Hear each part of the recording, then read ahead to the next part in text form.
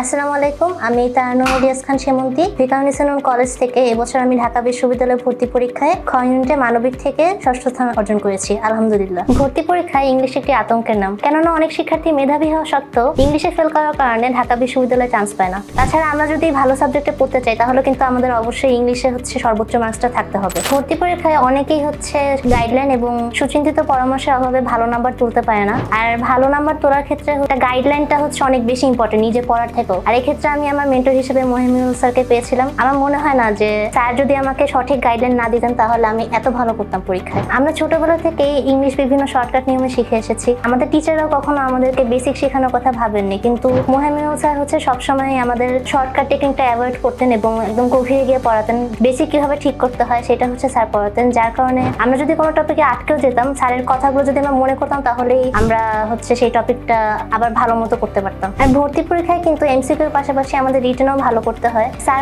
আমাদের সবসময় রিটেনের পরীক্ষা নিতেন এবং আমাদেরকে বাসায় কাজ দিতেন যে আমরা কি করব সেগুলো স্যার আবার নিজে চেক করতেন এবং কোথায় ভুল আছে সেগুলো বলে দিতেন, যার কারণে রিটেনের যে প্রিপারেশনটা ছিল সেটা আমার অনেকটাই গুছিয়ে এসেছিল, যার কারণে আমি রিটেনের সর্বোচ্চ নাম্বার পেয়েছিলাম। তাই আমি অনুষদের উদ্দেশ্যে বলবো, যদি তোমরা ভর্তি পরীক্ষায় ভালো করতে চাও তাহলে তোমরা ইংলিশের জন্য মহিমুল স্যারের পরামর্শ নিতে পারো, কারণ আমরা বরাবরই ইংলিশে দুর্বল হয়ে থাকি বা ইংলিশের প্রতি একটা ভয় কাজ করে। ইনশাআল্লাহ স্যারের পরামর্শ নিলে তোমরা এই ভয়টা কাটিয়ে উঠতে পারবে।